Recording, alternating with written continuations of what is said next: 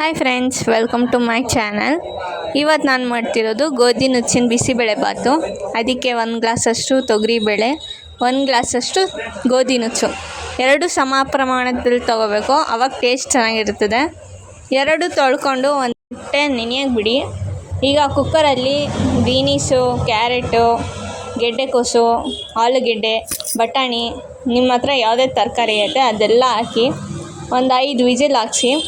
1 glass ಗೋಧಿ ನುಚ್ಚಕ್ಕೆ 5 glass ನೀರು ಹಾಕಿದ್ದೀನಿ, ನೀವು ಹಂಗೆ ಹಾಕ್ಕೊಳ್ಳಿ. ಮತ್ತು ಒಂದು ಬಾಣಲಿಗೆ 3 ಇಂಚ್ ಚಕ್ಕೆ ಮತ್ತು 3 ಸ್ಪೂನ್ ಧನಿಯಾ ಹಾಕ್ಕೊಂಡು ಸ್ವಲ್ಪ ಫ್ರೈ ಮಾಡ್ಕೋಬೇಕು. ಈಗ ಒಗ್ಗರಣೆಗೆ 2 ಸ್ಪೂನ್ ತುಪ್ಪ ಹಾಕ್ಕೊಳ್ಳಿ. ನಿಮ್ಗೆ ಎಷ್ಟು ಬೇಕೋ ಅಷ್ಟು ಹಾಕ್ಕೊಳ್ಳಿ.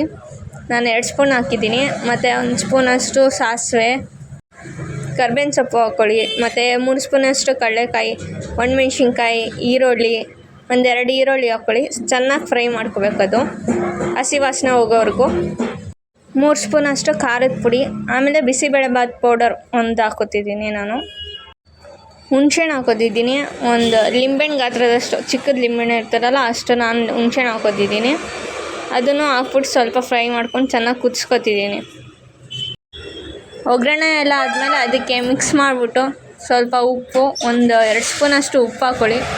ಮತ್ತು ಮಿಕ್ಸಿ ಮಾಡಿರೋದು ಧನಿಯಾ ಮತ್ತು ಚಕ್ಕೆ ಮಿಕ್ಸಿ ಮಾಡಿರೋದು ಅದನ್ನು ಲಾಸ್ಟ್ಗೆ ಹಾಕ್ಕೊಳ್ಳಿ. ಅದ್ರ ಟೇಸ್ಟ್ ಚೆನ್ನಾಗಿರ್ತದೆ. ಗೋಧಿ ನುಚ್ಚಿನ ಬಿಸಿಬೇಳೆಬಾತ್ ರೆಡಿಯಾಗಿದೆ.